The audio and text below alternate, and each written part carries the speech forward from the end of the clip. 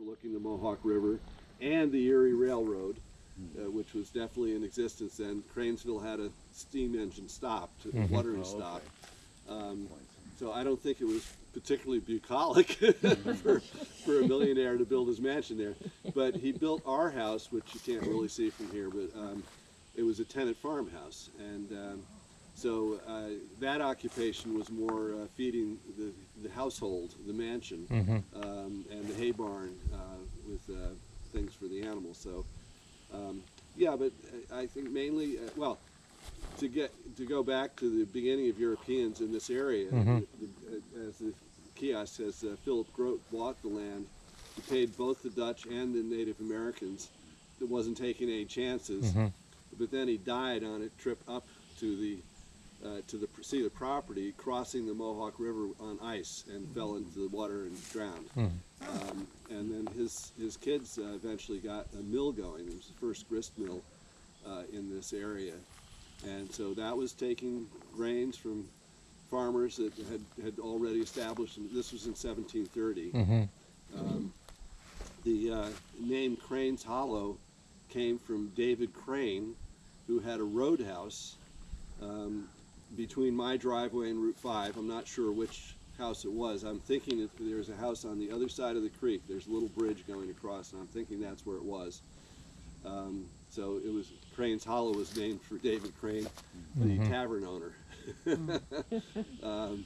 And the other thing, interesting thing to mention, is that the creek there is not called Crane's Hollow Creek. It's called Evaskill Creek.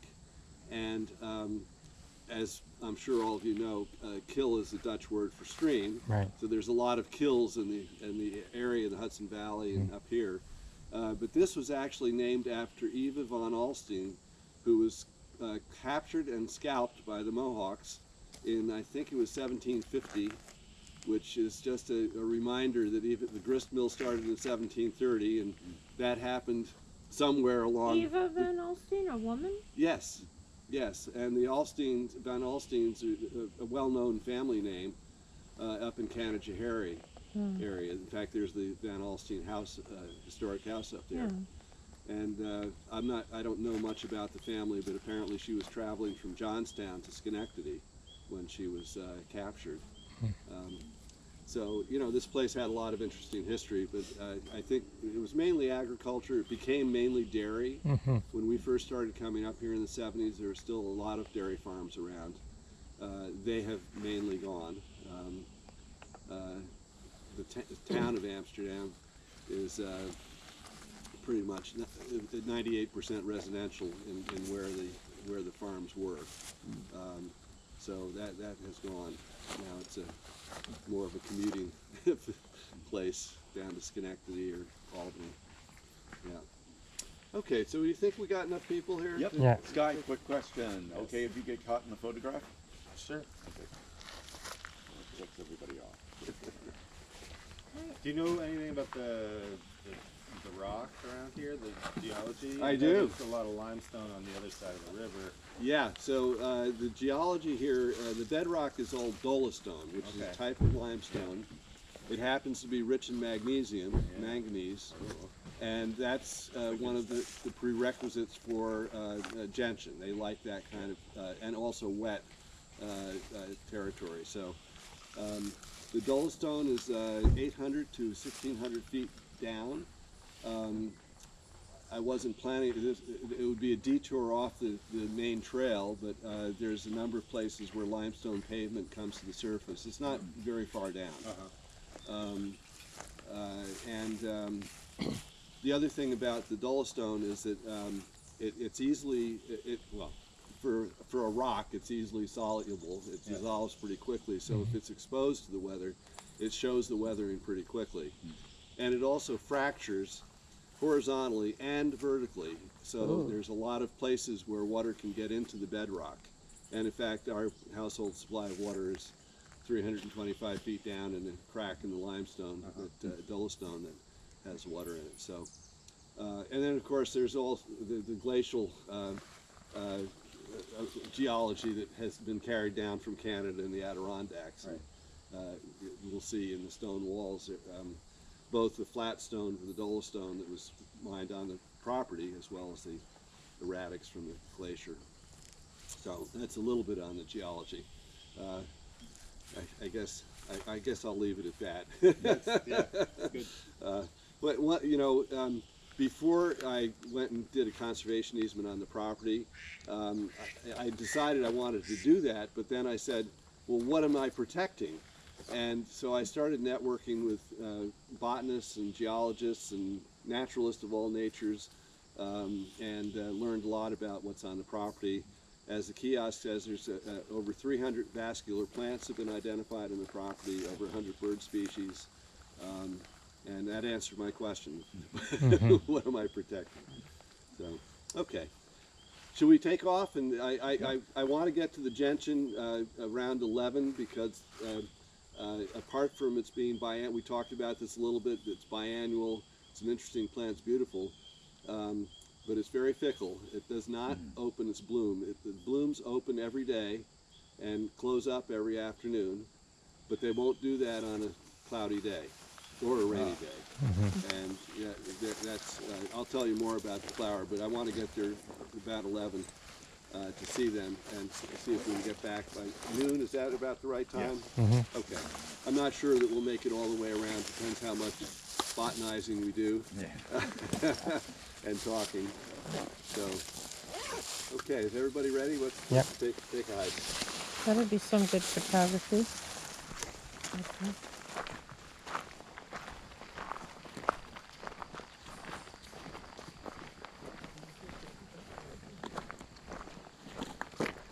I hope everybody had fun coming through this little opening here. Mhm. These cherry trees have taken a beating.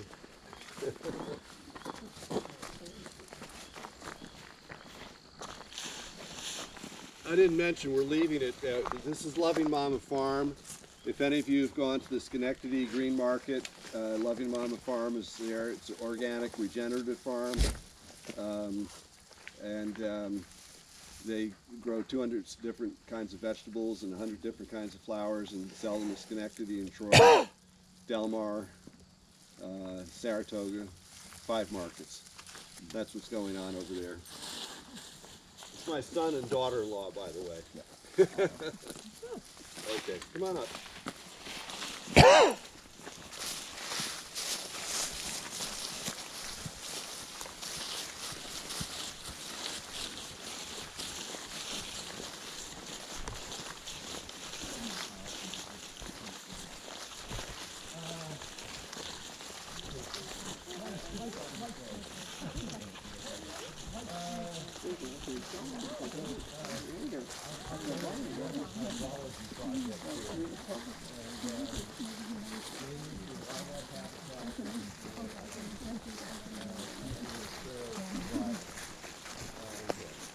So we have a series of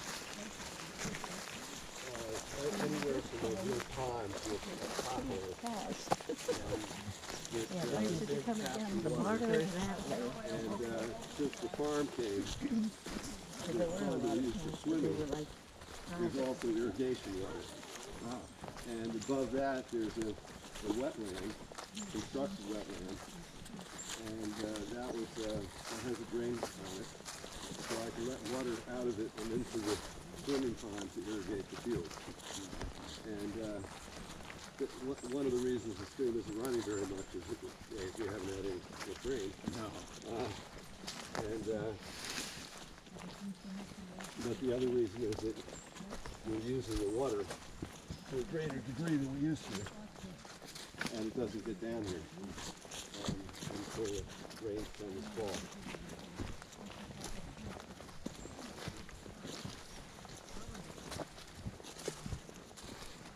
We'll run woodland goldenrods here, Solidago acacia, blue stem goldenrod. Although I don't know why they call it blue stem. Are you on the board with ECOS or something? Off and on, like everybody. Wood aspen. Yeah.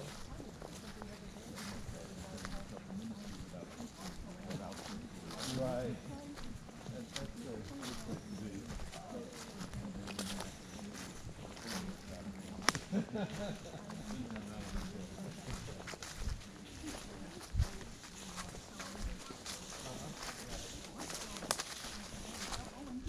Trying to learn what all these things are. Well, there's a lot of arrowroot in here. It's pretty much finished. That's it was a white flower. You can see it in here, but it's pretty much finished. The way you do it is calico. And the ferns. I'm not real good on ferns. I have my cheat sheet there. Do you have one that you want to? I used to have, yeah, I had the one that had marigate. Felipe, actually. And I lost it. Yeah. Disappeared. Mine is Chuck. Yeah. They have been done in tandem with Oh, that's a cheat sheet. Yeah, no, Ed did a little booklet. Oh, kind of booklet. thing. Oh, yeah, I yeah. think I've seen that. Yeah, yeah, yeah. Yeah, there it is. Right, right. Ruth is, you know, probably Ruth is in an assisted living in Cambridge, Yes. Mass. 3 or 4 Your small daughter. asters that are And I had heard that years are ago kind that of she easy was to mix up. really doing poorly and that mine was going and all that, but I find out that's not true.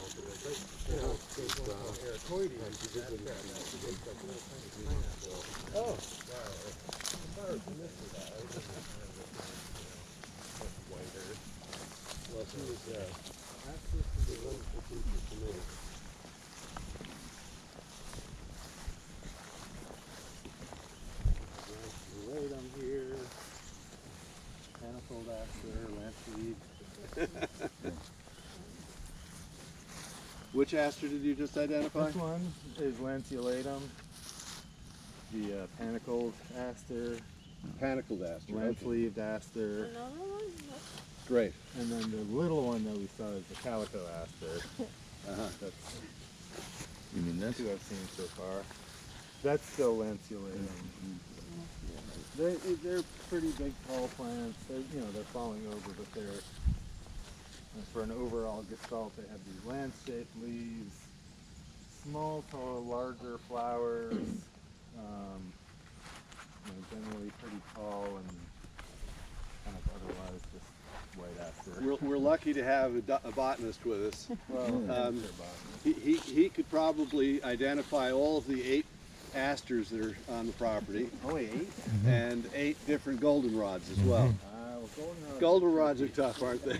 That's who Becky is. I can stop. You can't see this real well. If anybody wants to come through here, this don't step down there. It falls off. I was saying, you're Jim. Is that right? Steve. Sorry. To Steve about the hydrology things I've done on this property, mainly for wildlife habitat, but also to prevent erosion and to keep the trail dry. And so this is the last of a series of what's called potholes. They're not very deep, that I dug. And this one in particular, I ran into the bedrock very quickly and didn't get a chance to go as deep as I was thinking. But there's a lot of water that comes down from the upper fields over there. And over time, once in a while, it would get dammed up by fallen trees and stuff like that. And then the dam would let loose and a lot of water would go down the hill, scoured out a ditch. When I first started coming up here 50 years ago, this ditch was maybe 10 feet wide and 10 feet deep. It's now more like 40 feet wide and 20 feet deep, just because of the water coming down here. So, and then the other thing was where the folks are on the trail there, the trail was always wet. So this was meant to stop that. There's a culvert that goes underneath the trail. But this thing only fills up when we get a lot of water coming down because it's on the bedrock. And as I said, bedrock fractures and the water just drains through. On the other side, if we get there, we'll see the sinkhole, which is another geologic feature like that, where the water sinks through and disappears. Do I remember you didn't know where it came out? We don't know where it came out. You're right. I had a big tour, trying to figure out. We did, yes. I identified a bunch of outflows on properties adjacent to me, because there was none on this property. And this is the Northeast Cave Society. They looking for caves, you know. They wanted to excavate my sinkhole, see if there was a cave there. And I said, no, that's not going to happen. But we put traps on all these outflows, and then put yellow dye into the sinkhole when the water was, and it was really pretty amazing. A couple of drops of this dye, and all this pool of water turned yellow very quickly. But it didn't turn up in any of the traps. So it could have been, you know, mistakes of execution of the testing, but one way or another, we didn't find the outflows. It may come out down by the river, actually. That we didn't go down that way. So. Wonder if the number of houses that ended up having yellow water. Yeah, I thought about that. I didn't hear about it. But a lot of the houses down on Riverview Drive, which runs parallel to Route 5, are artesian wells. So the water is literally flowing out of the ground, not just sitting there.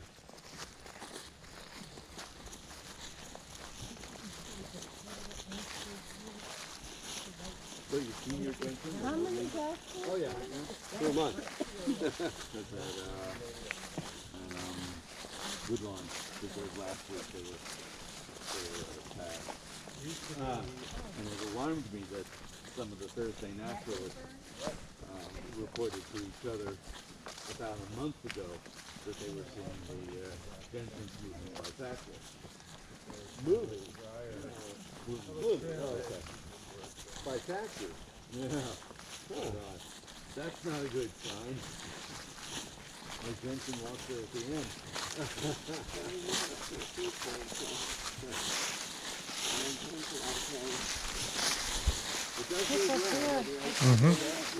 It'd be fun to go up there. I'm up there.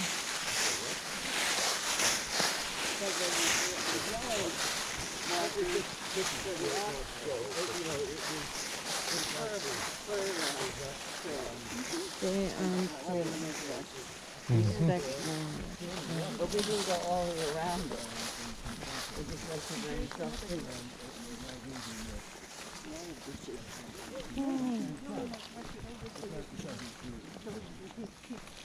There's some sort of ditch there.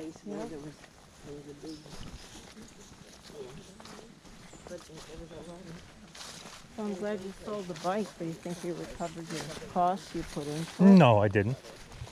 You could have asked for more. Well, the thing is, that kind of bike costs Back there. about $145 at Walmart, Yeah. brand new.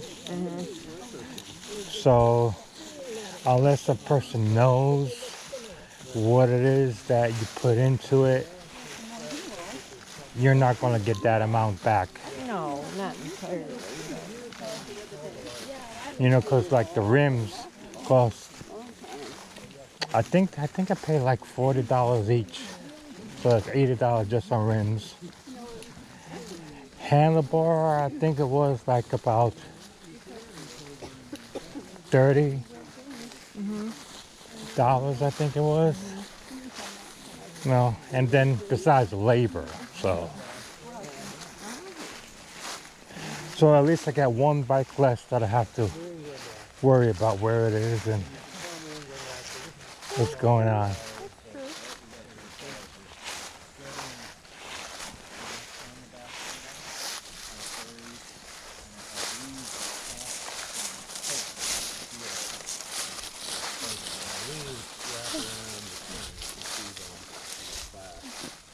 This is New England aster. That's what you see along the side of the road right now. Lollipop asters. They grow in the woods. They grow in the fields. Sorry, didn't mean to. No, No, that's good. You'll see a lot more asters when we get out into the sun.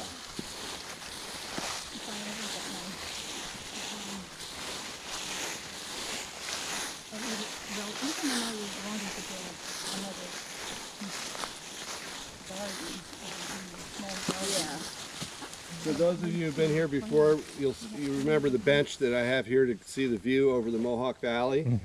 My neighbor decided to grow corn in the field, so that view is obscured between July and October. And it's the last field he harvests. He rents fields all around. He harvests them first and comes up here later. However, you get the same view further up the trail. I'll show you in a minute. I've been working up there. Wow.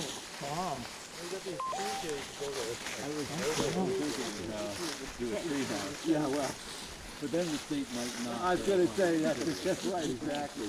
An attractive nuisance is not necessarily covered. Yeah. Oh, that was interesting. What was interesting? Yeah. What was interesting? No, it smells like vegetables here. Well, they do grow vegetables here. Yeah. Remember what he said that? Because a wave of it came over Oh, okay. through the air. And this corn is not for eating corn. This is for feeding corn. Oh, yeah.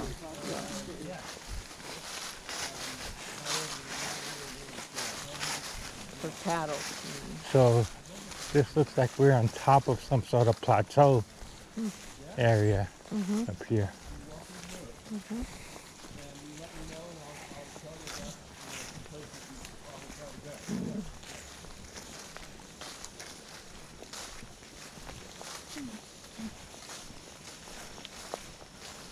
Can I have a sip of your, a little sip of your drink? Uh-huh.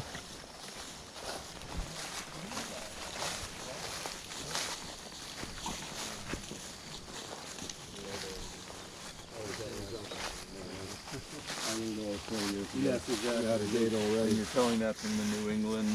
So again, you've got the clasping leaves, but this one is very smooth. New England is furry. You feel it, it's furry. It's got smaller flowers, although that New Not England, much, they're fewer petals and but they're thicker petals. So it's a very showy. You see this all along South Albany roads right now, South Albany County. And then the bracts on the New England aster are big and spreading. These are apressed, or they don't spread out. They might spread out a little bit later in the season, but they're pretty tightly apressed to the involucre. And you get some leaves that'll down on the bottom that'll have this kind of wider shape and narrower, but generally they'll be kind of straight, almost parallel sided, clasping and smooth, and a little bit, if you go backwards on the leaf, a little bit scabrous on the edges of the leaf. Yeah. I'm feeling something, yeah.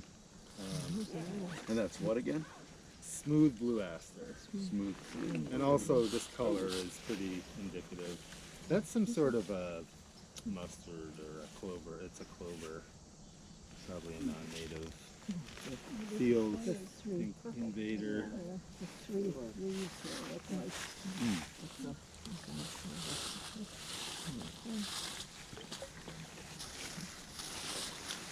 Is that a little corn here? What is it? So it looks like. Yeah. From the field, I guess. Somebody Cornhusk. somebody was nibbling on it. I saw a coyote here. Oh, yeah, that's nice.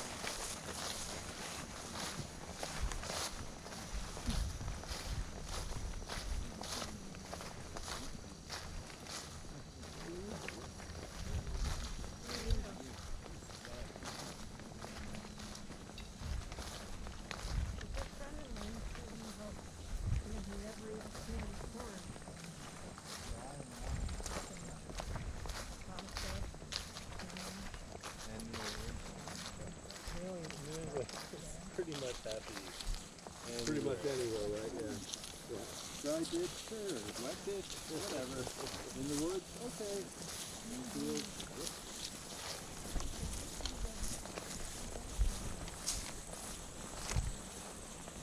So on the right is my latest work area. I'm opening up the view. but also I have currently a war on Oriental bittersweet, which I didn't know I had until recently. I'd found bittersweet occasionally and really thought it was a native because of where the berries were. But then I found out it hybridizes. Oh, it does, yeah. Yeah. So this is the view you couldn't see from the bench because of the cornfield.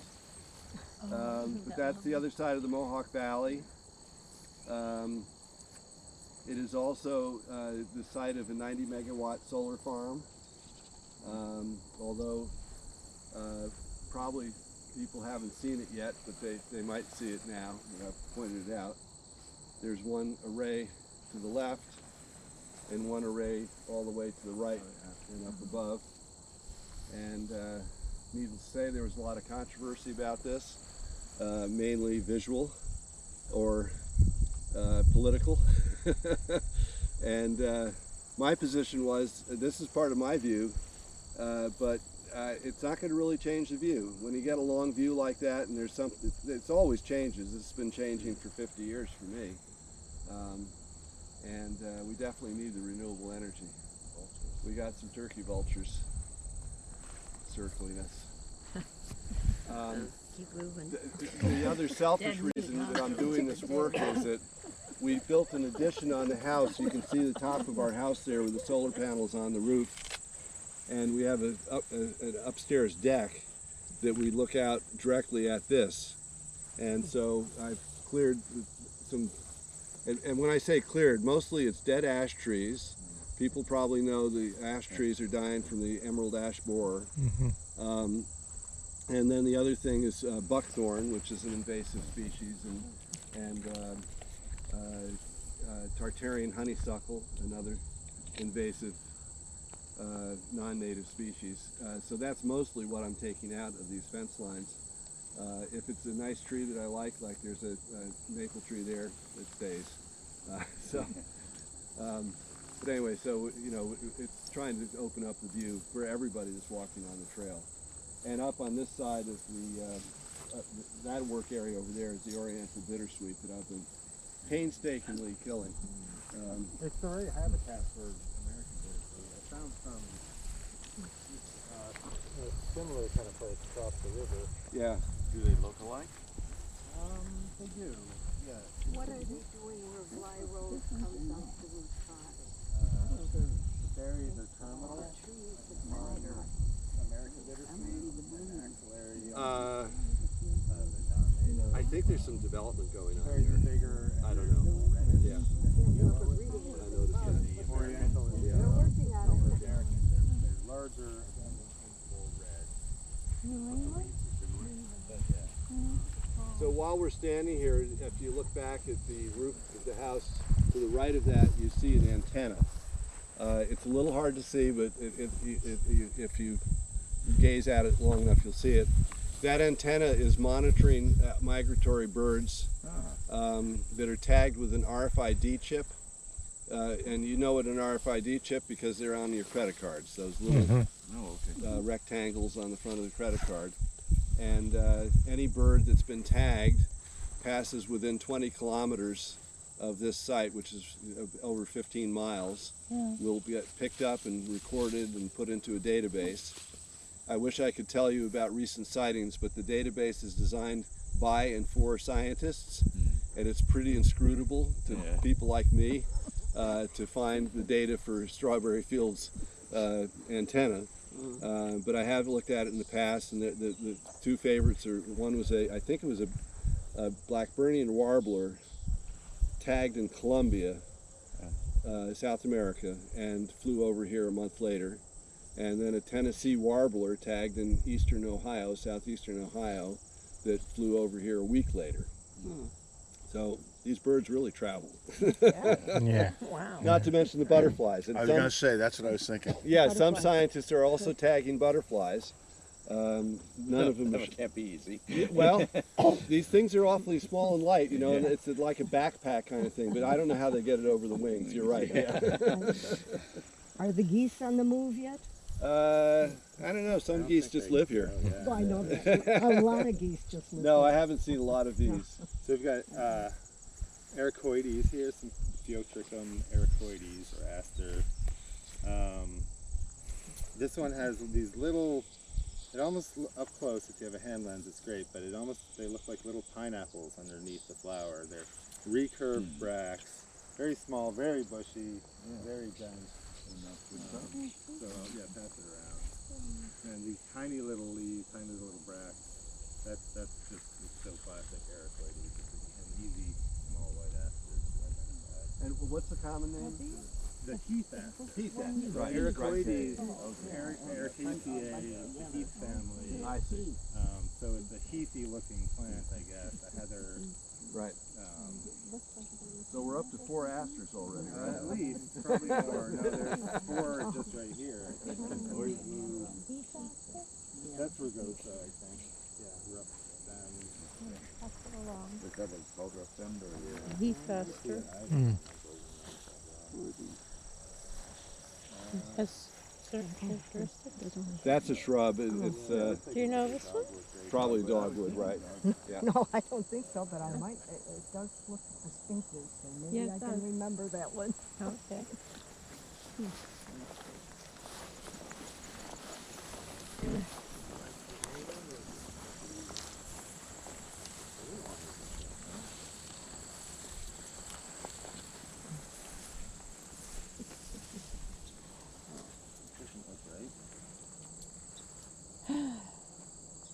Don't stop on my account.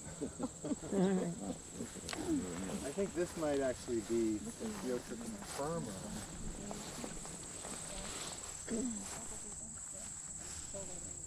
The solar was off to that side. Where I was standing, I could just kind of see it. Oh, it's on that side. Keep on moving. All right. I have to determine what this is. It was a New England aster. Oh, yeah.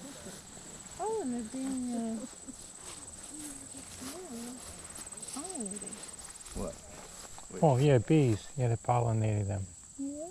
Probably because of the mother. There were hundreds of those resident geese at the State the County Fairgrounds parking lot a couple of weeks ago. It's kind of not really paved. There's a lot of grass, and they were all munching away.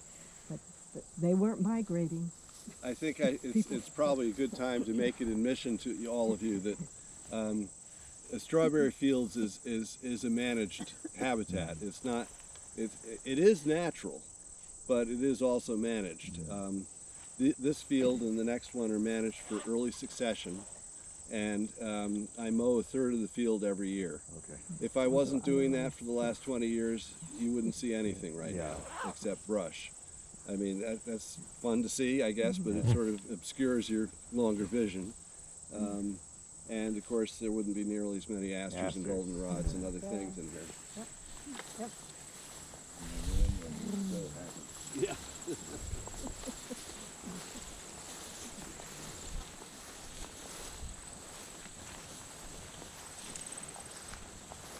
So some of the geese just stay here? Mm-hmm. A lot of Yeah, the because geese the- just stay here. Because the lakes A don't, lot. lakes and waters don't freeze over like they used to. And they fly out to the fields during the daytime and back Yeah. to their open water at night. That's nice for them. People don't really appreciate that. Yeah, yeah. Well. I'm starting to think a bird coming up from South America. Wow. India.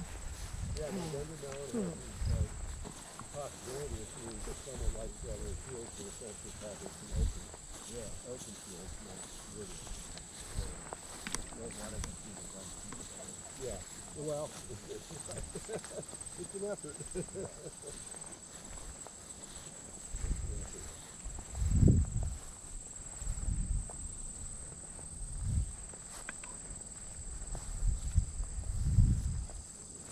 Archaeologist, I just wish there were more of the old farm buildings left, Yeah, or at least ruins.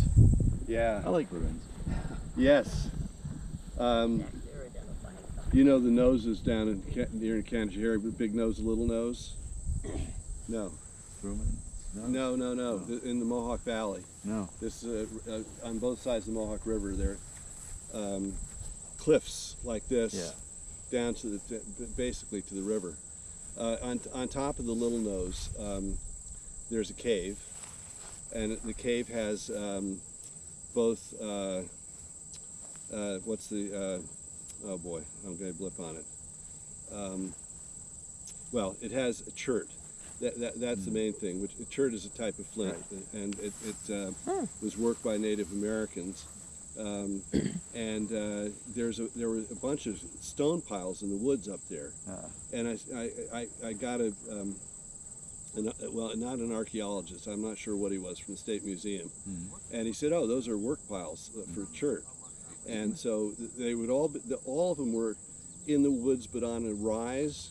So when they were working, they could see anything was coming. And they would be chipping out the chert and probably shipping it downriver to Wolf Hollow. If you go up Toriuna Road off of Wolf Hollow Road, you'll see an historical marker that this was the village of the Kinacarones, and that translates to village of the tool makers. And so it seems that they had a manufacturing process going on, extraction of chert from the Little Nose and other places. I have chert on this property too, but so it was fun to know that in terms of archaeology. Used for making like knives and arrowheads and things like that. Do you mind if I take a sample of one of your specimens? No, go right ahead. Yeah. That's all Synphyiotrichum firmum out there, which is called the shining aster. Really? Yeah. Often misidentified as Panaceum, swamp aster, but that's not swamp aster. That's all firmum. Yes. Steve just found a bunch of it up in Washington County in a grassland. Sure. And Go it ahead. grows clonally like that. It's Go ahead and grab it. Yeah. Thank you. And I'll be interested to hear a confirmation of that. Put it on the list. No, it's not on your list? I don't know. I don't think it is. I never get to it. To, rehearse myself for this kind of walk. See the vine there going up the tree, the lighter green leaves? Yeah. That is the Oriental bittersweet. Most of those vines are very small right now, but I've cut vines that were over, an inch and a half in diameter. So how old do you think that was? An inch and a half? Probably 40 years. 40 years? Yeah, yeah. But they get tall before they get thick. They go 40 feet up in the tree very quickly. And do they choke off trees or not? Yes, they do. They actually go around the trunk and then they girdle the tree. Yeah. It's a baddie. If anybody wants to see a climax woods with Oriental bittersweet on it, Hike Preserve down in Rensselaerville is the place to go.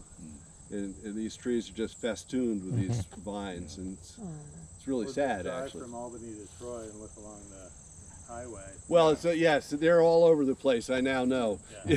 And actually, we saw down south. We saw kudzu like that. Not down south, but down in Westchester. Oh, County. great! It's on its way. In other words, yeah. That's all we need. Kudzu. Oh boy.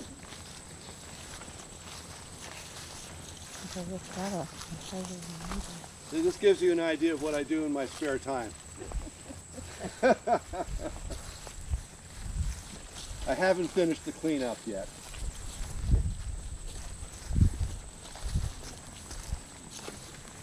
You burn it? No, I leave brush piles.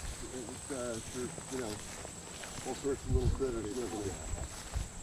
And well, those are the things we can see, but needless to say, there's a food chain that chews up the wood. There's it in the soil.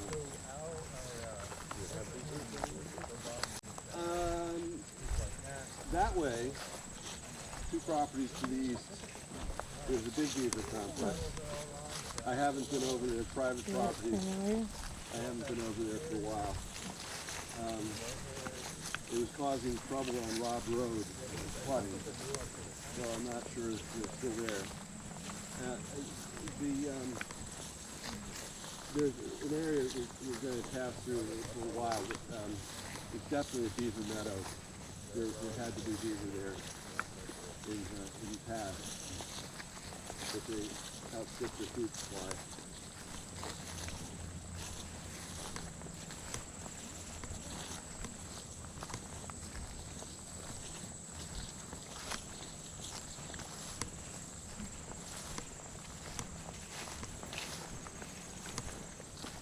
Carol,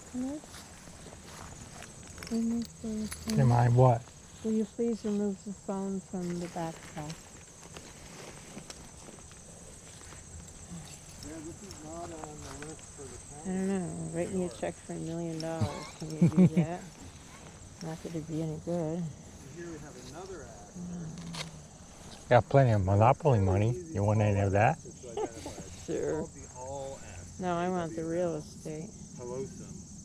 Kudzu. Pelosum. And it has these tiny pointed bracts with these little needle tips like awls. Sharp-tipped bracts. So you can, if anybody wants to look at that up close, pass it around. So yeah, very narrow leaves. You know, they all have basal leaves, and a lot of the basal leaves Yeah, the sharp tips he's talking about are on the bracts. on the bracts. Right there. Oh, okay. See that Oh, the yeah, green now I thing? see it. Yeah. Yeah. Anybody else want to take a look at that? Also, this one often be growing sideways and have all, it's called fecund, it'll be growing one direction rather than all around, like the Ericoides, even though it'll be growing like this, That's will have right. flowers all around pointing down, whereas this, they're only really kind of going up, you know. I love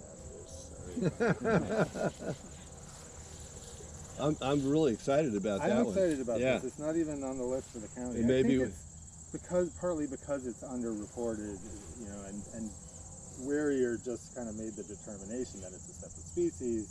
Haynes in New England is like, nah, I've looked at records, but he's saying it's Pliniseum, and I'm like, that's not at all Pliniseum. So, Yeah. anyway, Great. Well, maybe we have 9 asters. I was surprised to see more than that. Because there's two forms of this too. This one is probably Pringle's aster because it's smooth. It's Pelosum variety Pringalii or whatever.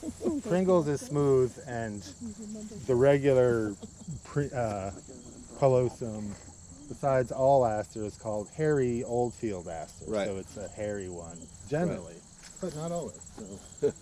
Now, in the old days, I would have called that calico. That is calico. Hey! And That's that fine, I'll get one's right to that. usually pretty easy to identify just from looking at it. But there's also racemosum that has small flowers like that. And this one? That's probably Pelosum again, the all aster. Yes. This is the one I picked up in the middle of the road. I don't think that's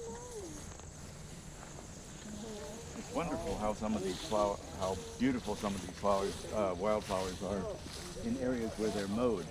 Yeah. Oh yeah. I No, never this do. is- I always hated my. This is a requirement for these plants. And Well, if you, but also if they're forced to be down low like that, they just seem to be more right. exuberant. Oh yeah. They have to be. Yeah. They got cut. But without, you know, primarily fire and now mowing, we wouldn't have, you know, we drove out to the NIFA annual meeting near Rochester, and the aster scene out there is off the hook because there's so much open land, whereas the eastern part of the state is so much more forest, so you don't have as much aster Right. diversity going on. Right. You seem to have quite a bit though. Yeah. This is, I call this hickory nut alley. This is the papa tree, but there's 30 or 40 hickory nuts down this fence line. And 2006, almost 20 years ago, I got a grant to release the mast trees. Does everybody know what that means? So the mast trees are trees that have food for wildlife. So nut trees and fruit trees mainly. So it was a wildlife habitat improvement project. And they paid me a pittance for my labor. And that you cut down the trees that are around the mast tree so that it can flourish. And honestly, when I did that on this fence line, later that summer, you could see the difference in these trees. It's like, oh, you let me free. I was saying that firmum is a rhizomat, is a spreader, clonal grower. This is evidence. So Right. it'll grow another aster right here and right here and right here all day long. So you could call that one aster out there. Right.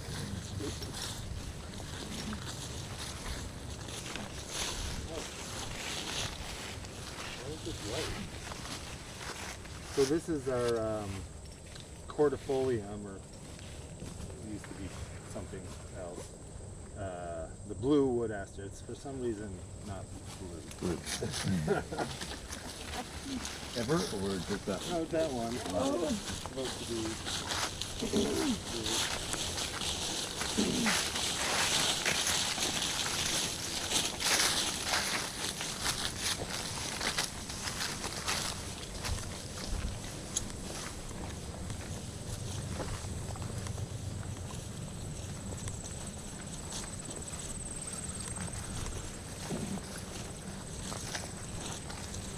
The sky's very blue now.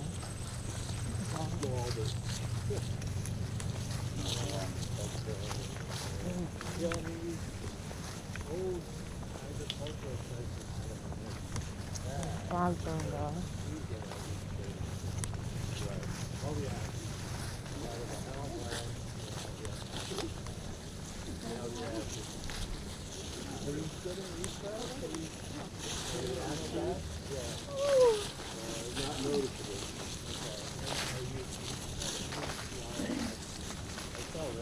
Yeah, no, we do have some. Almost all of them have disease. Just keep an eye. If you find, oh wow, already. It's too early for That's that. the evidence. That's like Yes. November, December. Do you see the evidence? I've seen some of the Witch hazel. witch hazel Witch hazel? blossoms out. That's Yes. way too early for that. Well, it's October. I guess so. It is. Barely. This is not supposed to be blooming now. It is a little early. These are the most amazing flowers. They're just so cool. Are there any fruits on the tree from last year? Yeah, you can see one here. The fruit. Yeah, Yeah. there's the fruit. So that's why they're called hazels, because they make these things that sort of maybe look like hazelnuts. They kind of sort of resemble a, but these things are violent seed dispersers. They explode. Yeah, you can be out when they're going, and it's quite there. You can get hit with them. They'll sting a little bit. Wow, that's amazing. While we're stopped here, I want to point out this wall. One of the highest quality walls that we have left, and this is, you can see all the flat rock in there. That's dolostone, and the dolostone is very close to the surface down in this corner. But the other thing that is really interesting is that this is an historical boundary between the Caeteroceras patent and the Kyler patent. I'm looking at you because you have some. Yes, but not out here. Not here. Okay. So I'm pretty sure it's Kyler patent ran a half mile on either side of the Mohawk River, so all the way from Schenectady up this way. And the Caeteroceras patent goes all the way up to Saratoga County. It's very well known in Saratoga because most deeds have mention of it, at least especially for older deeds. So this wall was built by probably the Groats, who settled this property initially, and I don't know if they realized that this was actually an historical line or not, but I found this out when I had to do a survey to do the conservation easement. I told the surveyor when they did their title search, they want to make sure you own the property, so they go back a couple of deeds.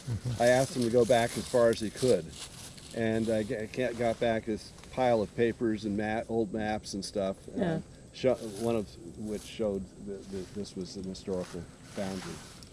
So, an historical note, not a botanical note. So the Caterhorse patent came all the way here? That's what that was a discovery. I didn't know that. I thought it was really north of here, but it comes down this way. And another 20 feet on your right, you're going to see It was a grant of land by tree. Queen Anne of Great Britain, the 13th. Yes. This hickory nut tree was toppled in 2011 by the edge of a tornado. People might remember there was a tornado that came across the river from the service area, the thruway, and made a beeline up through West Glenville. And when you looked at the satellite pictures, it was like a bunch of matchsticks in a line down this way. The actual tornado passed further east of here, but the side winds took this hickory nut tree down. Much to my sadness.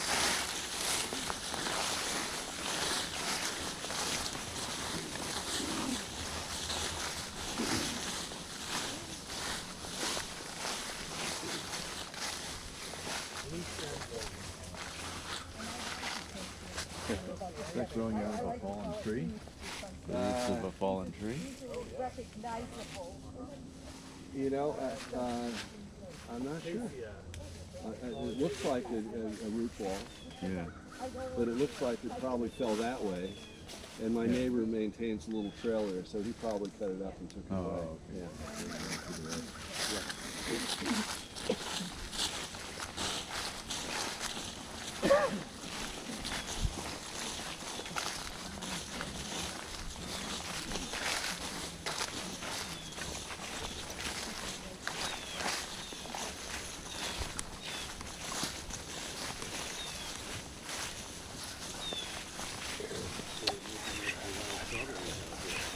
They're all over the place. That's why it's called Strawberry Fields.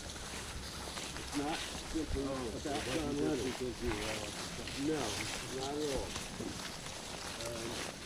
It was really one of the first things we noticed when we started coming up here in the early 70s. There were a lot of strawberries everywhere.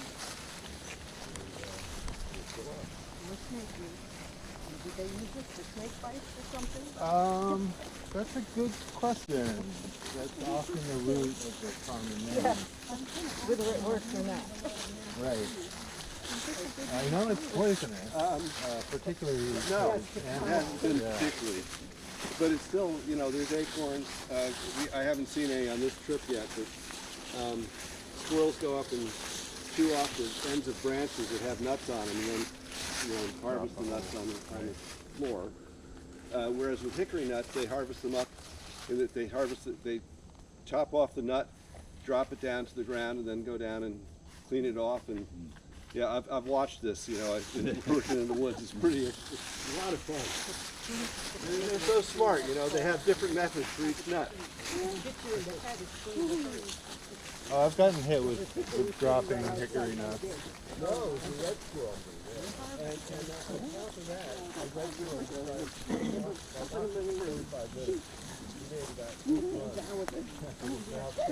Oh my goodness, I think that's and one time we came back with a gray squirrel. And the gray squirrel takes the gray squirrel away. That's what backwards do. Go back. And, you know,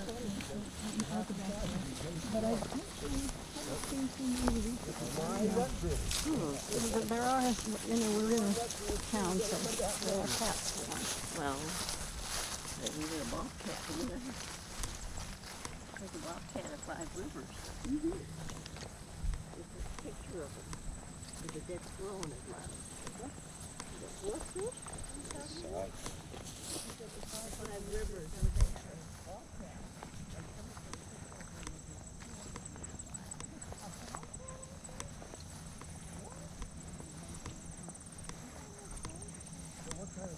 archaeology are you interested in around here?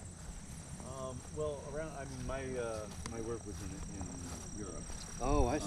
So when I came over here, I was basically doing first contract archaeology, and then any archaeology, usually at a historic house. I see. Yeah, where yeah. People wanted to. First contact, in other words, Europeans Yeah. with natives. Yeah. Well, not just first. I mean, I did a lot. Much of my work was at Flint House in Scotia. Ah, So cool. that was contact more or less through the 19th century. Yeah. Cool.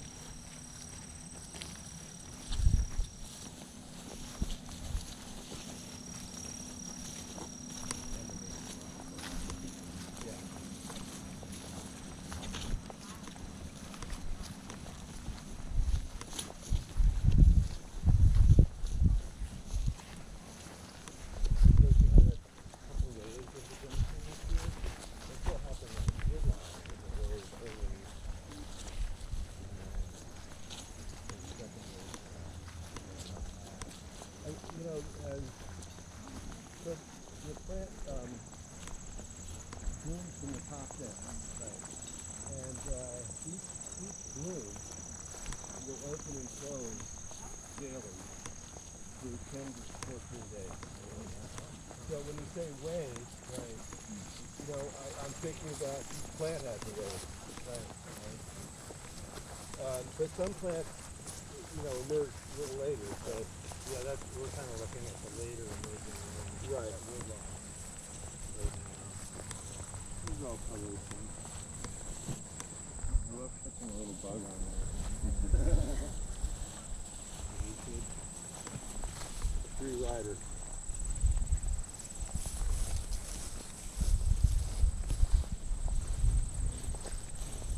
A lot of ericoides over here. Lovely field. Thank you. This is what fields should look like. Well, has to be managed. Right. You ever thought about doing a little control burn fire? Yes, I've thought about it often. Well, I would be too. It requires a posse, and it requires some very safety-minded people. The right kind of day. No, did you know that a bobcat was spotted out at Pike River? Oh yes, when we were out there, Yeah. I was talking to Rachel, and she mentioned something about that. That some people mentioned that, and then I mentioned to her that we saw that porcupine. Yeah. Plus, remember, we also got that picture of that skull that we found over there in one spot. Remember that skull of that animal? Yeah. Yeah, that was something. Woman in the back of us here, and she saw a coyote. Well, I had an opportunity to see a coyote chasing a young fawn around and around, around and around, around and around. And that coyote was kind of tall. Originally, I thought it was like a fox, but I said no. The legs are a little bit too long to be a fox. Yeah. How did it end? I think because like I broke up the running around thing, so like the coyote stopped and the deer kept running. So maybe the deer got away. Oh. Has everybody seen their gentian yet? No. Not yet. Oh yeah, right here. Oh.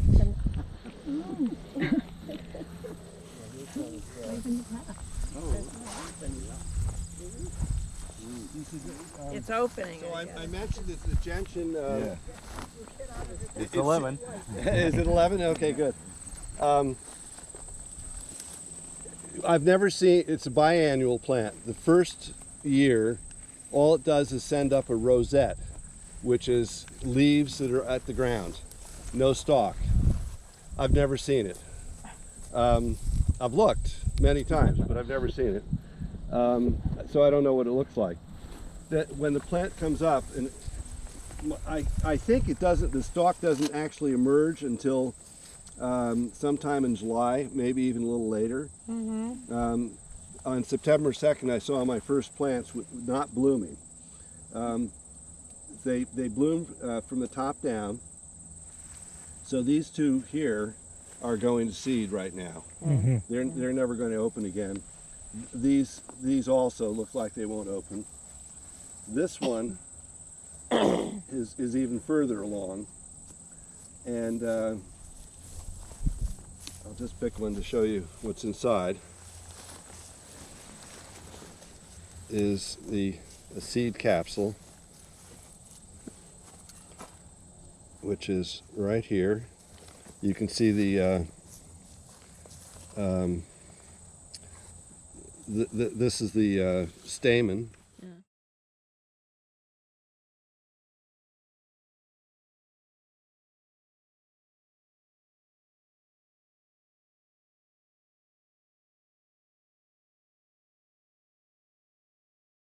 Of seeds in here.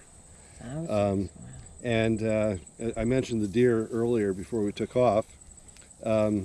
What I've now found is the deer will eat the flowers, but mostly they eat the seed pods, which is, you know, basically 3 or 4 weeks from now into December.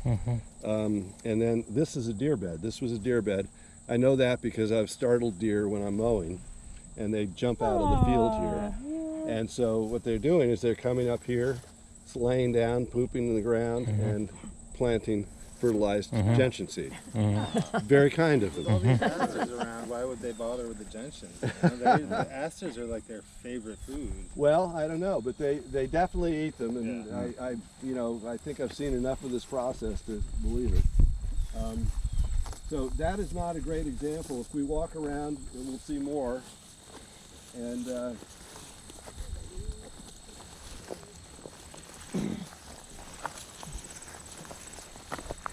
on both sides.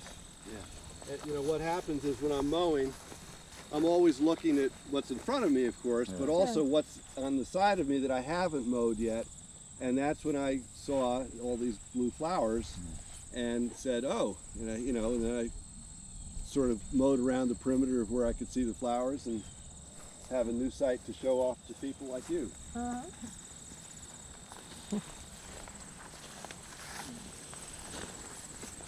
Coming up in the mowed area. Yeah. What? Never give up. Yeah.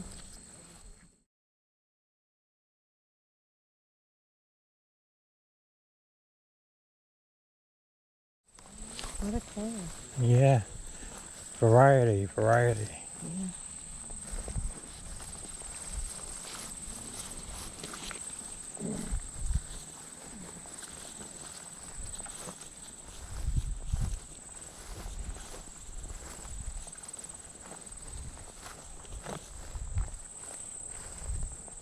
Are you Lex's tenant?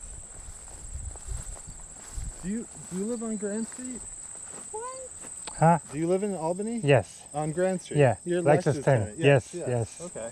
I live on the same, like 3 doors down from you. Oh, okay. On Grand Street also? Yeah. Oh, all right. Huh. Small world, huh? Small world.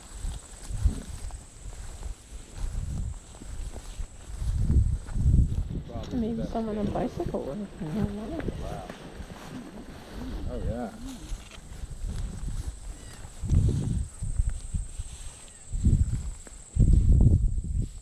Little bit of cleanup. My pictures are not always 100% natural.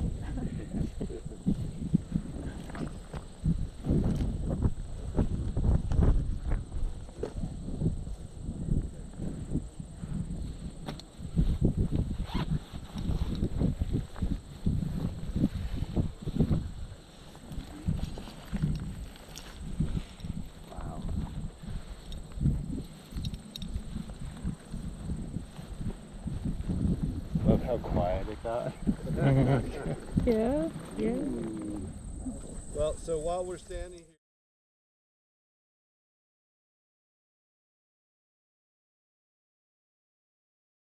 By William Cullen Bryant, a very famous fellow from the 19th century, who was a writer, newspaper editor, one of the progenitors of Central Park in Manhattan. Bryant Park behind the New York Public Library in Manhattan is named after him. He was also an amateur botanist, and I've told you a lot about this plant already. He knew it and put it into a poem. To the French gentian, thou blossom bright with autumn dew, and colored with the heaven's own blue, that openest when the quiet light succeeds the keen and frosty night. Thou comest not when violets lean o'er wandering brooks and springs unseen, or columbines in purple dressed nod o'er the ground bird's hidden nest. Thou waitest late and comes alone, when woods are bare and birds are flown, and frosts and shortening days portend the aged year is near his end. Then doth thy sweet and quiet eye look through its fringes to the sky, blue, blue, as if that sky let fall a flower from its cerulean wall. I would that thus, when I shall see the hour of death draw near to me, hope, blossoming within my heart, may look to heaven as I depart.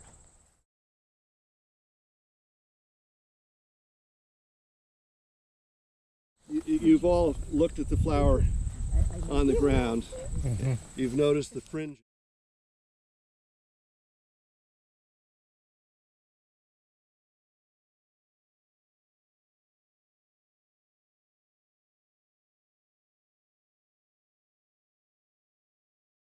Where's my, what are these called? Pistils. Yeah. So that's how the bee has to get through all that to get the nectar, which is sitting down in the bottom of the cup. And people ask if I've ever seen a bee doing that, and the answer is yes. And on the other hand, fortunately, I was with young people who pull out their phone and have it on video immediately. And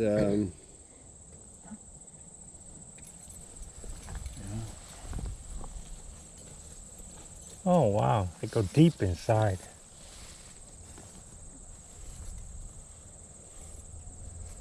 it's a native bumblebee, by the way. I read the other day how many species of bumblebee there are in New York, Yeah. and I would have guessed like 20, No, How it's many? hundreds. 400. Yeah. Did ever get a chance to see this? I couldn't believe it. Let me play it again for you. Look at him, there he goes.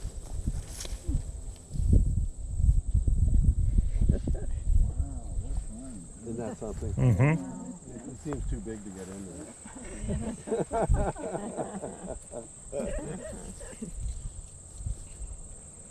So this plant has inspired people for I centuries. guess so. So do you Yeah. have beehives up here? Natural beehives? I do not. I mean, there are native bees, of course. There's also honeybees around that come and forage here, but I don't keep bees. I make No, I'm not saying that Oh, artificial beehives. I'm talking about natural beehives. well, yeah. Have you seen any? Many of them are ground nesting. So Or the ground nesting? Oh yeah, they will Type of bees? occupy a mole hole or something, another animal hole. There are hives at times in old trees and stuff like that. I'm not, I like bees for the pollination, Right, but right. I'm not a honey person. I'm a Right, maple syrup right, person. right. I do make maple syrup. I tap the maple trees. This is the smaller flow. Yeah. Mind if I take it? So, okay, well, has everybody binged out on gentian enough? Isn't it beautiful? Yeah.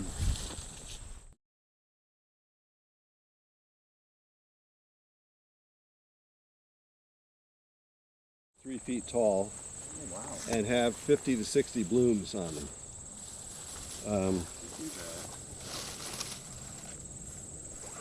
I'm not sure why they're not getting taller in here. I mow this area in December, and that's another way to strew the seed. Maybe the deer. Yeah, maybe. Literally, if we look closely enough, we'll see places where something is bitten off a flower or a seed bud. Yeah. Okay.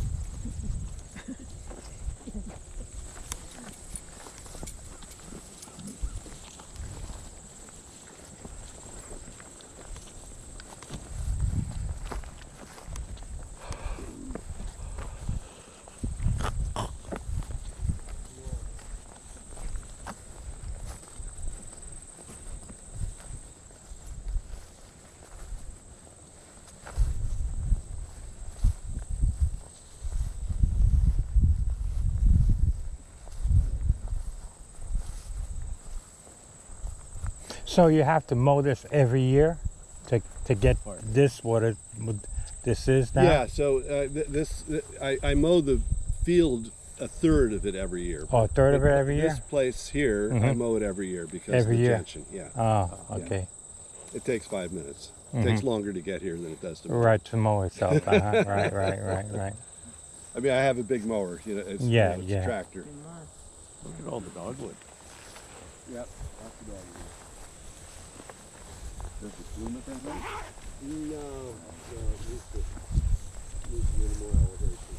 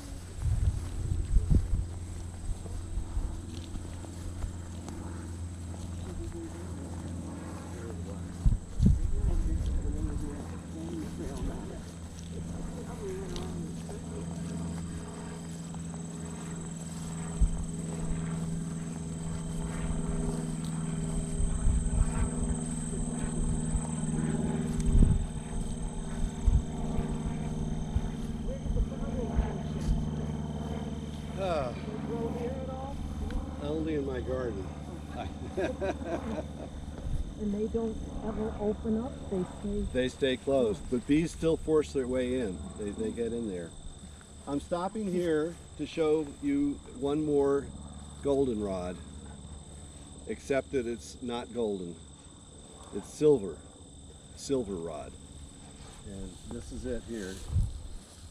It's going to seed now, so it's not really in bloom. But once you catch it, you'll see that there's a bunch of it in there. I like to see it in a field like this. Usually it's in kind of rocky, woodsy kind of places.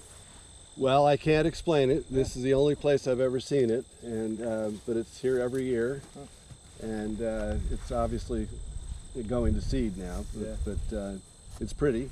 Those of you who are at the Daniels Road walk, there were some blooming there. Oh, good. Okay, and that was earlier, right? It was. Yeah, 3 weeks ago. Right. It would have been much better then. Yeah. Right. Yeah. But I still like to show it to people because they often haven't seen it. Didn't know that there was a silver goldenrod. Yeah. This tree is well fruited, isn't it? Oh, goodness.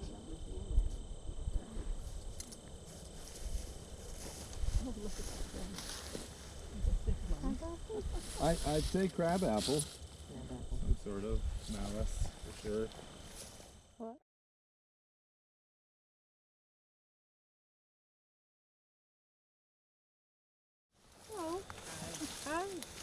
That's a good apple. Hello. It's a whippet again. So yeah, I couldn't tell you what. That's more of like a historian How do they kind compare of to the thing, last like an heirloom. tax we These had? are sweeter than the ones Than a down, botany down thing. Five It- Rivers. Every time you plant an apple from seed, you get something different. Right. So any It's a apple pretty that you- tree, though. I mean, look, you know, it's like decorated. Yeah. No, they're big. Big apples for a wild apple tree. Here's you guys. I was looking for you. I was late because there was construction in Schenectady. Yeah, I'll just go for a walk. So I walked around. I saw your tracks on the. Oh, you were joining the ECOS Sweeter walk. than I mine. saw your tracks on the Gentian Trail. I figured he heard you guys. We just popped out off the trail, the Gentian Trail. He's barking. He hardly ever barks.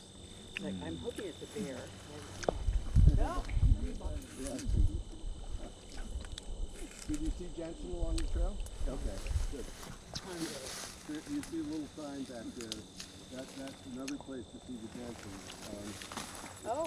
That white sign there, just a little loop in there. It's very quick. Or you can join us if you'd like. Well, which direction are you headed? We're going that way. I'm going this way. Only because I have. Fair enough. I have people come to the house. But I might do that little thing because I'm going to go back to the parking lot this way. It'll be fun. Yeah. I would be surprised if I didn't catch you guys somewhere. Yeah. We looped around with those flowers. I've never seen one before. They're so amazing. Gorgeous dog. Oh yeah. Yeah. Well, they're Yeah. But he knew. I've never been here before. Oh yeah, I hadn't been here before, and I doubled back, and he goes, "We came this way." I go, "You're right." More sugar heavy, less fat heavy, so they tend to get left until spring. Everybody's fat heavy stuff is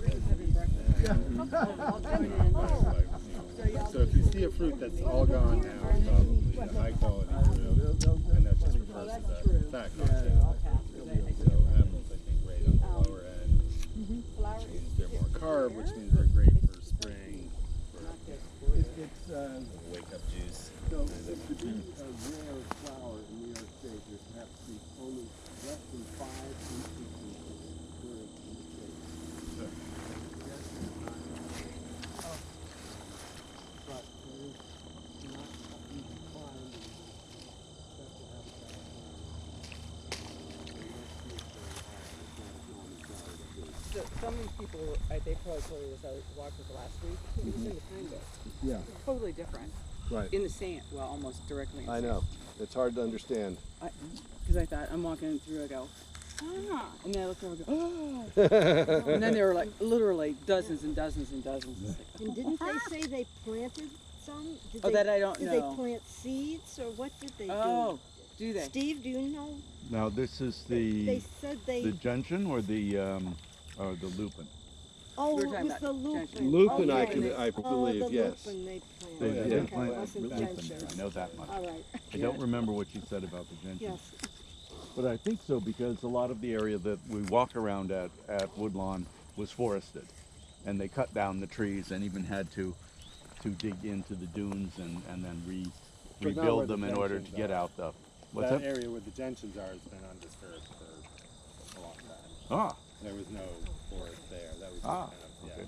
I mean, not undisturbed because it's always been, there's always disturbance. yeah, and often, four-wheeler traffic and stuff like that. Charming. But yeah. But yeah, that was an open area, as well as the area behind the bench that's got a bunch of gentian. I don't know if you went there or not, but I don't think so. Oh, thank you. Tail between the legs. Whip it. Oh, Whip it. that's right. Gorgeous. Oh, wow. Oh. Praying mantis. Oh, I see. Oh, my Oh God. yeah, yeah. I might have-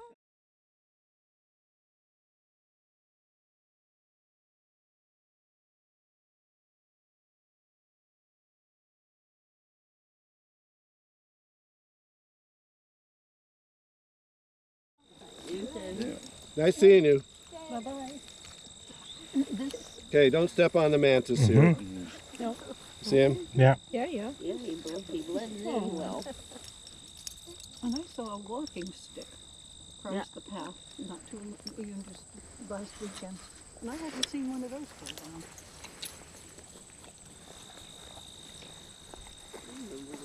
About orchids, getting orchids on the property. Not down here, but the summer I spent with the botanist inventory. We did find an orchid over on my neighbor's property. He was unhappy about that. He was unhappy about it. Yeah, he has a great fear of intelligence. Ah, yeah. I know the type. I know the type. No, that's their attitude.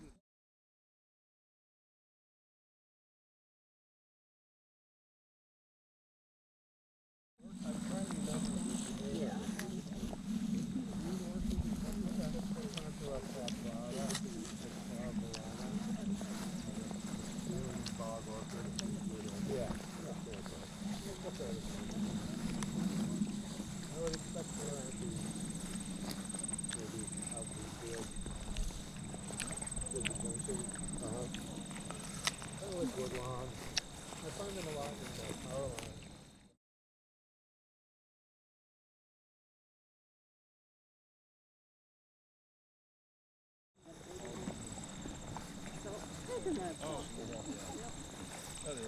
I'm not sure. Yeah, exactly. They pop out at you.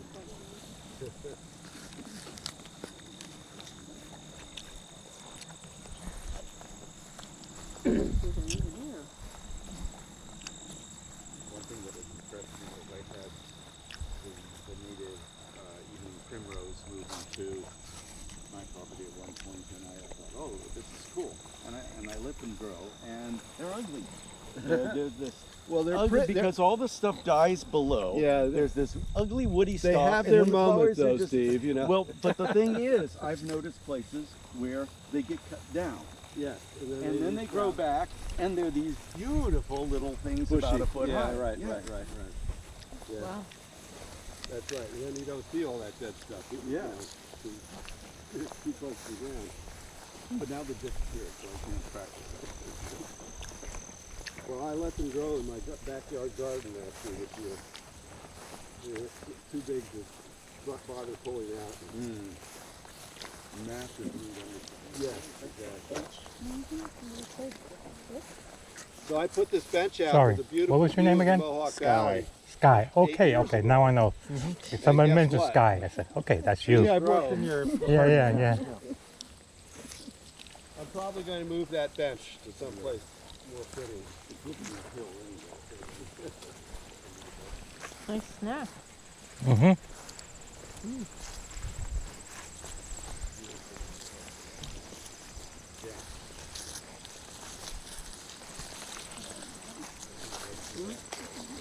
Has very few petals. But when it's growing in the woods and there are a number of them, it's like a fairy dust. You collect some on the way in, not right out of the front, up in the parking lot. I thought that's what they were, but I'm considering that we're finding out all these different ones that they could be like to figure out I understand. There's a molted blue jay feather over here. Feathers they drop don't usually look that pretty.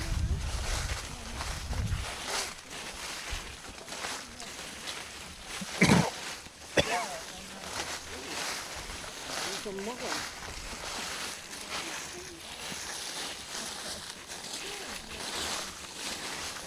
We got a little bit of a steep hill here, so watch your step. There's loose rocks on it.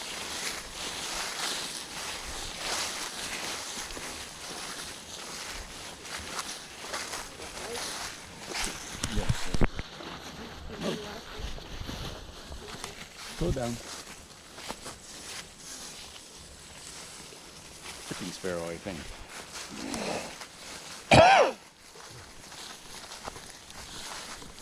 Yeah, do I remember some years ago coming here that you had a place with a huge fence around it? Yes, And you had tried, I think, was it to keep the deer from Yes. the leaping? it was a deer exclusion fence. It didn't work.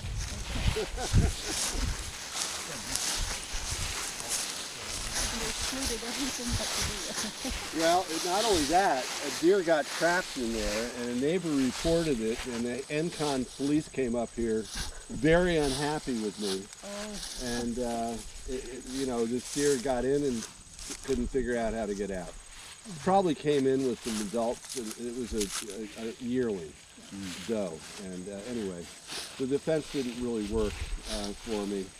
And I found gentian in other places that was, you know, then I discovered that the deer, while they would bite off flowers and seed pods, they also spread them. So, you know, it's like nature always, it's all trade-offs, you know. We got another aster here. This is Portafolium. I said we saw one earlier that was white, but it's the blue wood aster. It's got these long leaves with the petiole, which most asters don't have this long, this round tooth leaf with the long petiole. Huh. And then, you know, small blue flowers that kind of come from the middle. They're really effective. Very nice.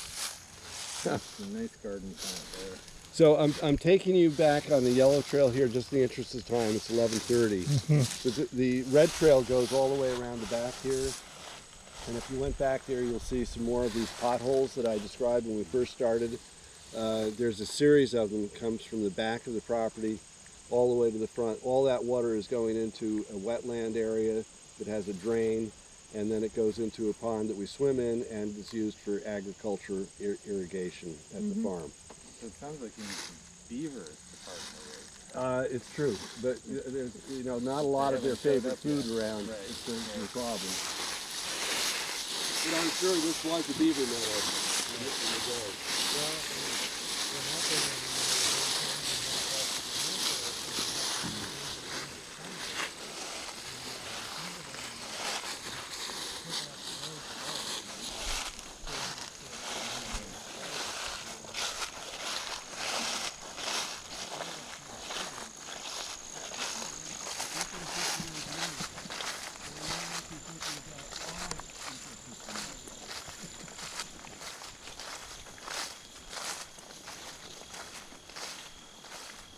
So we'll see a lot more gentian here, mainly on the right, and somewhere here. This is why I gave up on the deer exclusion fence. I found in other places and decided that fighting the deer was a hopeless enterprise. So this is the one that's overlapping. Can't beat them, eat them.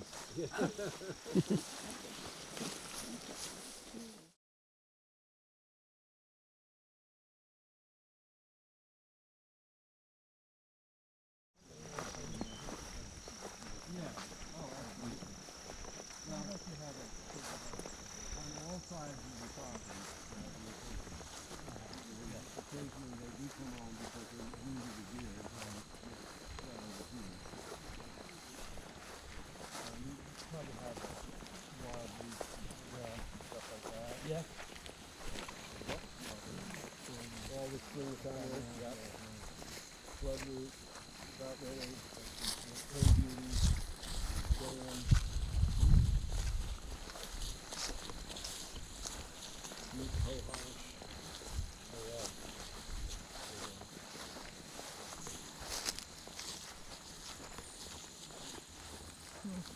Now it's the bone set over here. Over there, it was the white snake root. Now it's the bone set. Yeah, bone set does like wet places. Yep. There's also nice little leaves and trying to get like feeling for it. So what kind of other animals are native to this area besides deer? Well, the ones that I've seen more recently that I'd never seen before, bobcat and fisher. Oh, really? Yeah. Even fishes? Uh-huh. Fisher are making a comeback. Yep. Particularly, in fact, around Albany and the suburban areas, or maybe that's where they're getting studied, but that seems to be the case that they're doing really well. What about beavers? Do you have beavers up here? Not on this property, but a neighboring property to the east has a big beaver complex. Uh-huh. And this area that we're standing in now was undoubtedly a beaver meadow, because there's a lot of water coming down. Right. You'll see some more of the potholes. You'll also see the tracks of my tractor in a wet area that wasn't remedied by my potholes.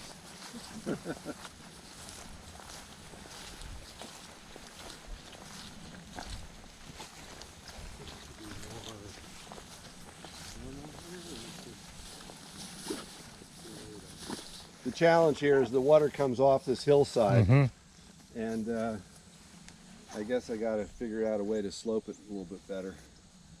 There's one of the potholes there. It's pretty dry now.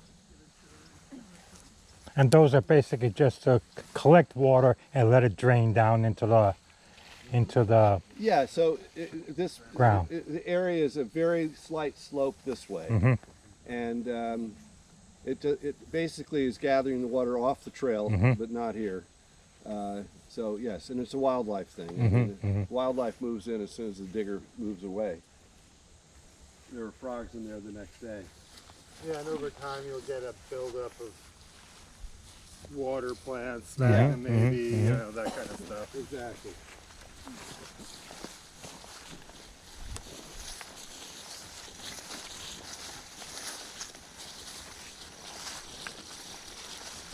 I mean, the alternative is build a, replicate a beaver dam and flood the whole area, which, has its benefits too, but I'd have to move the trail uphill a little bit, right? Which is something I've considered. That's probably what I'll do with that wet spot there. Just go around it on the uphill side.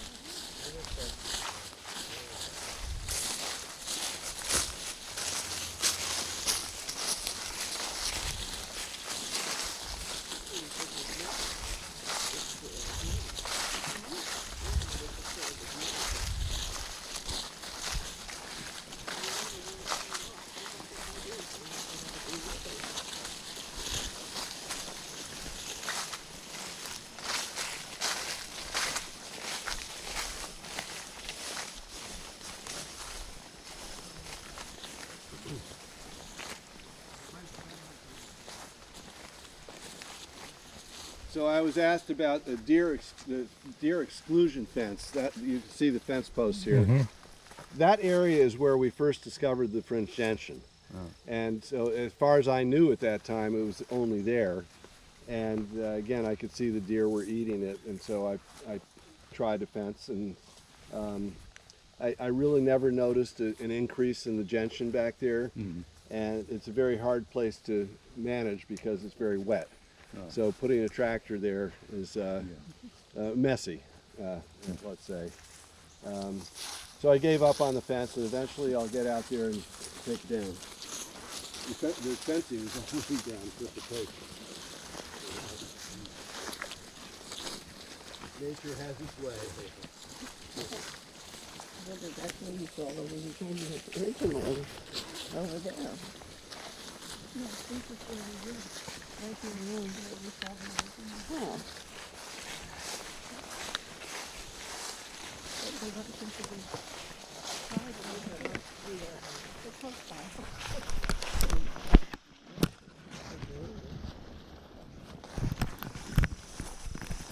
I'm going to stop here for a minute and pay tribute to one of my favorite species, swamp white oak. There's this tree right here, and I've been mowing around this guy since it was, a twig. And they're very slow growing, and very majestic. Well, what makes it so special? They're not very common, for one thing. They're again very slow growing,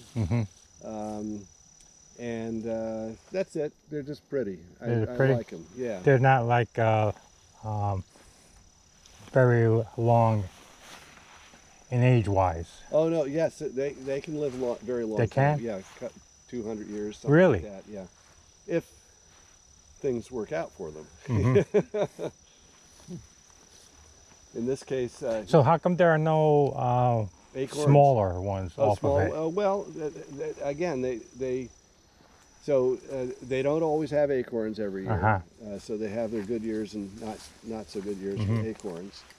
And I mean, acorns get eaten. You know, Right, it's a rare acorn that actually That gets a actually, chance yeah, to grow. gets a chance to grow. You're right.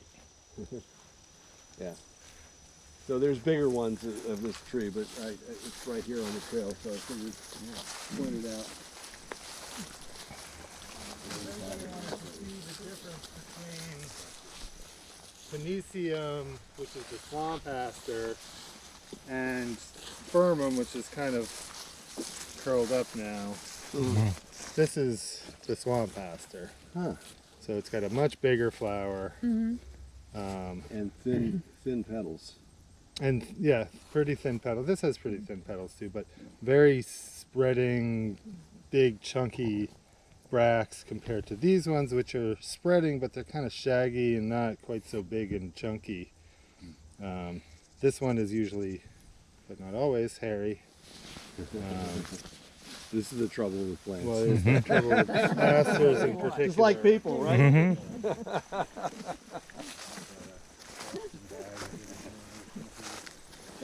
Like that blue stem goldenrod. Yeah. I don't see anything blue. No, that's right. And the zigzag doesn't have much of a zigzag to it either.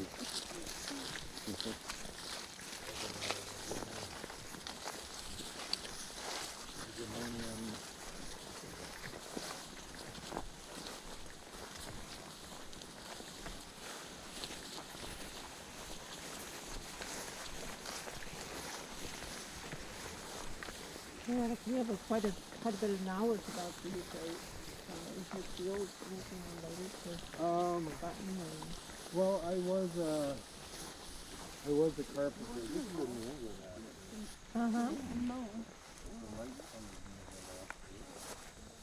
I was a carpenter for 30 years, self-employed for most of it. I need a consultation. Just kind of self-educated. To get But I back at worked for noon, the New York Natural we Heritage would have to Program want to this take a summer. shortcut through the backyard here. Yeah. I don't mind doing it, but Applying for a job to go with in the trail, organization that we're going to be manages back, this place, the Mohawk you know, more like 12:15, Land 12:30. So, yeah. Well, why don't we ask? Put it to the group? Yeah, put it to the group. Okay. So the shortcut, we get back pretty soon. Yeah, if we take a shortcut, basically we'll go off the trail and go through my backyard and get back to the parking lot by noon. It's 20 of noon right now. If that's not important to everybody, we can continue on the trail, see the sinkhole, see some other things. But, you know, it'll be 12:30, 1-ish. I see some looks that say, let's take the shortcut. Yeah, probably. Okay, Or some- okay. So we're going to go through some long vegetation. I'll go first and pick up all the ticks. By the way, I haven't had a tick this year at all. Pretty light year, And you can but see, they're- you know, they're the out. way I spend a lot of time in the brush and everything. We've been on a mowed trail, so it's unlikely we'll ever get one here. But we got to take a little shortcut through here. So Okay. follow me. Oh, As much as I would like to continue on, let's pick up the skater school. That's a Walmart, not far.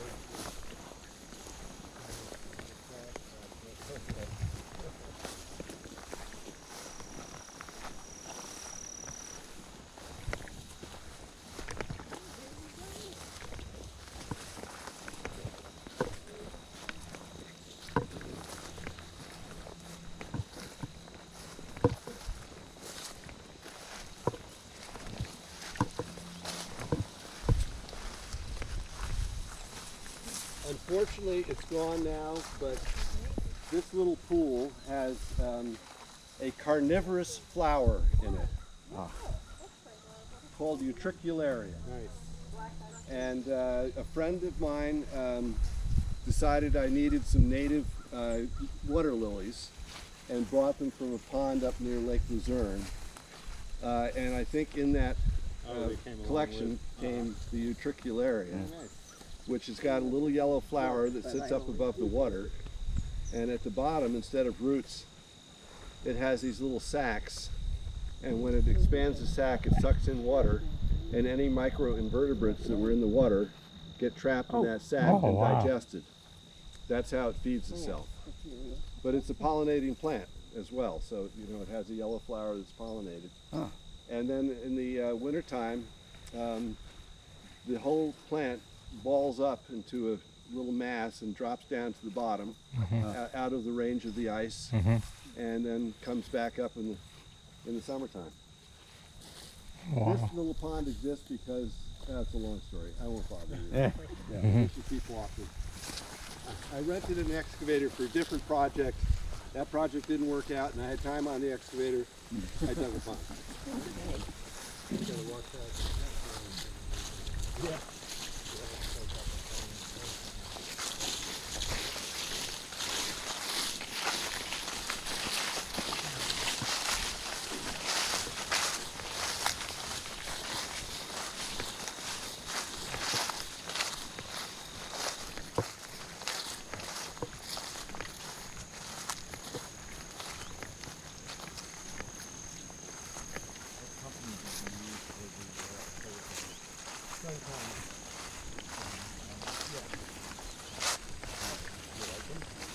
Oh yeah, they do a great job. They do a great job. This is my third array. My first array is on that red barn over there.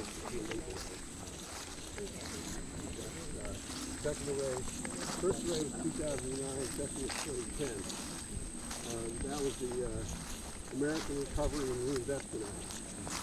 That a lot of money out there for renewable energy. And the company I originally contracted for the first array was a Vermont company. Go Solar. And by the time... Pete? I don't know. Hopkins would have been your salesman probably. No, it was Charlie. Okay. Anyway, so when they did, I contracted with them for the second array, but by the time it was built, they had been acquired by Solar City, which is now part of Tesla. And so Suncommon has had a similar history. It's merged several times, and it just merged recently. And I really couldn't say, what's happening with the company now. This was last year. I did this array. That wasn't on the horizon. Everybody know the Cutley's coneflower? But, change in ownership is often rocky. Yes. And the companies that swallow up other companies like that are tend to be nefarious ones. So. Well, maybe, yeah. It's hard to tell. I mentioned earlier how I mow around the milkweed. So this is our only native Rudbeckia. The black-eyed Susans and all those, not native. This is our only native Rudbeckia. I don't think so. No? No.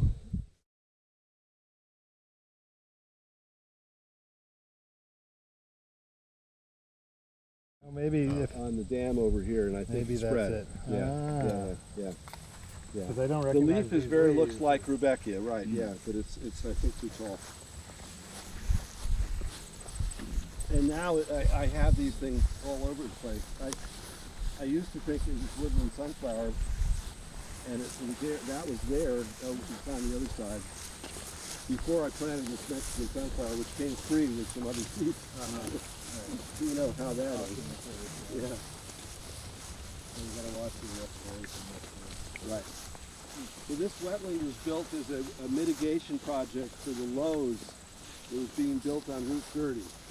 The Army Corps of Engineers stopped the project because it was affecting a quarter-acre wetland that they couldn't mitigate on site.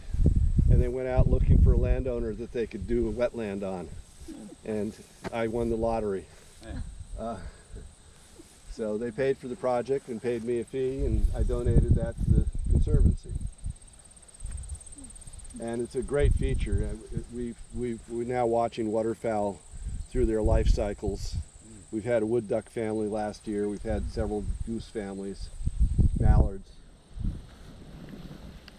should know what this is, but Sneezeweed. I would say. That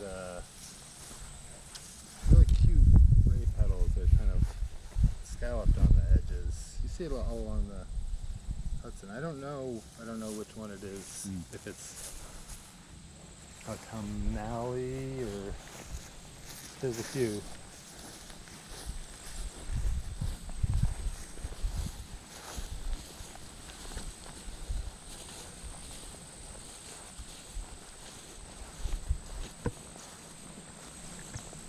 Did you plant the willows and stuff around the edges? Not on purpose.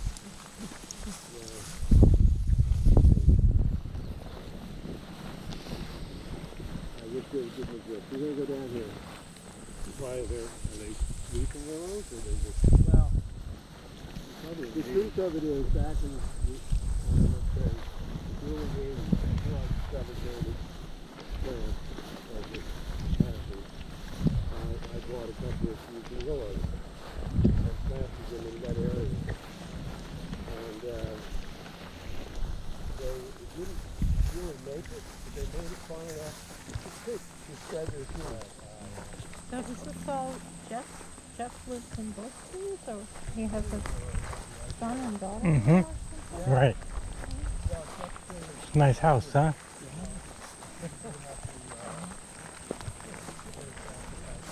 There's some cottontail. Solar panels. Yep. And solar right there.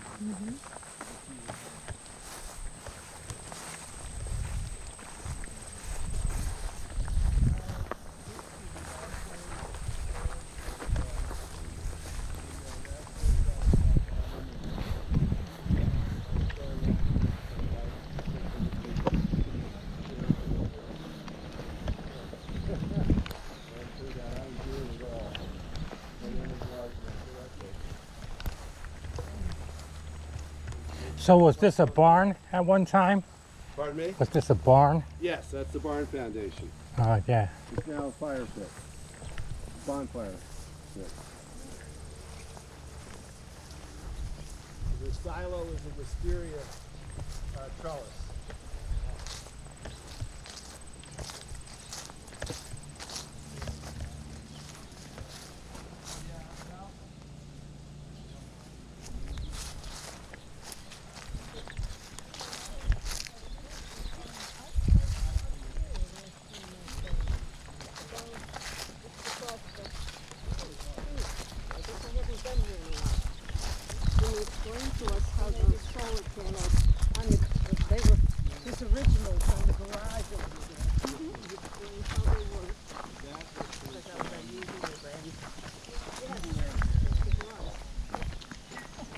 You knew that, huh? It's a giant school area though.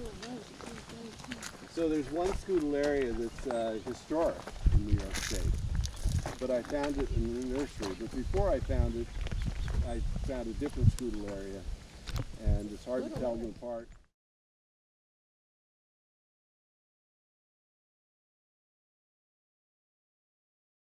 Places. So this was the historic. Yeah, this was meant to be a rare and historic bed, but not anymore. That was the intention.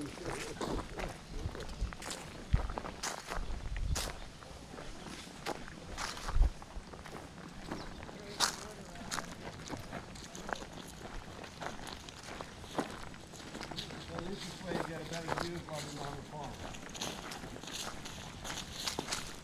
The proprietors are in Ireland.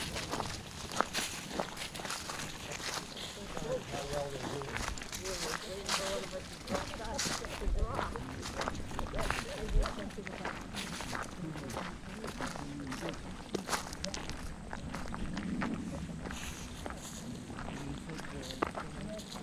My son and daughter-in-law.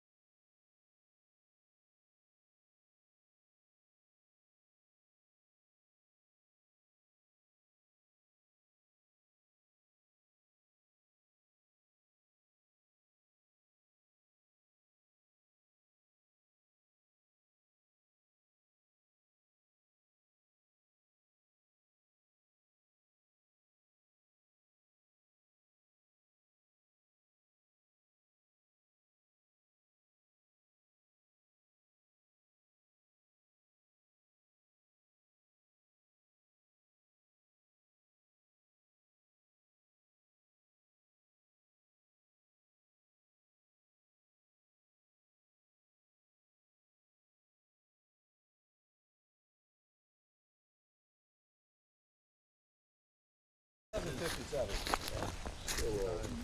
is the penultimate walk, Tuesday walk of the fall.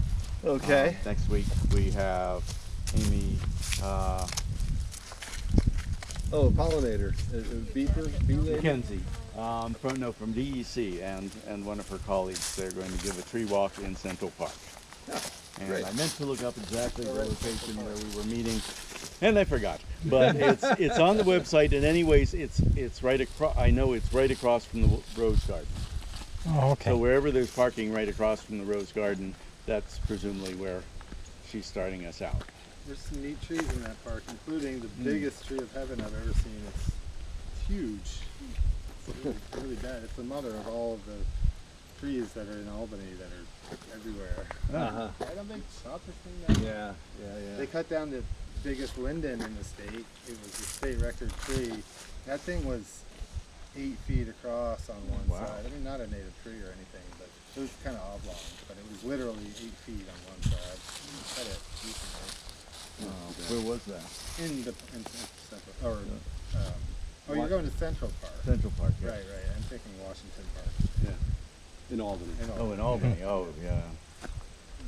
Well, one of those, I thought, was it the linden that fell down in the big windstorm? Oh, I didn't know. I thought they just cut it down. Maybe it was. No, now that because several really big trees were blown down in the ice storm, like that, maybe. Yeah, and that would be the right and time. linden No, okay. rings a bell. That I makes think sense. that was, Yeah. and it was surprising because it was big trees. You'd think the big trees can stand this stuff. It's the right. little ones, but no, I guess more surface and It's a big whap. sail. Yeah. Exactly. Yeah. Alrighty. Well, I've enjoyed meeting you all or seeing you all again. Yep. Back Thank to you. Strawberry Fields. I hope you you so come much back again. again. You should try to come every month because there's always something different Yeah. to see. And of course, we didn't get to the north side of the preserve. Can you snowshoe here? Oh, absolutely. Snowshoe, cross-country ski. I do that every day that I can. Yeah. Okay, so is this plowed? Yes, it is. Okay. And the hill is plowed too. Oh, Otherwise, we can't go anywhere. okay. That's true. Yeah, that hill You know, is park your is snow something machine for at winter. the bottom. And Yeah, no. It's easier to plow down. For the first run, anyway. Getting back up, even after the first run, can be challenging. Right? Yeah. I could write a book on my driveway escapades. Yeah, a lot of adventure. But anyway, I really appreciate you coming and Appreciate Thank you. Appreciate being here. this for us. Yeah, it's self-guide. Thank you. It was a pleasure. Good seeing you. Okay, thank yeah, you. Okay. I'll be in touch for sure. I want to know, more. Yeah, I'll let you know what This is it.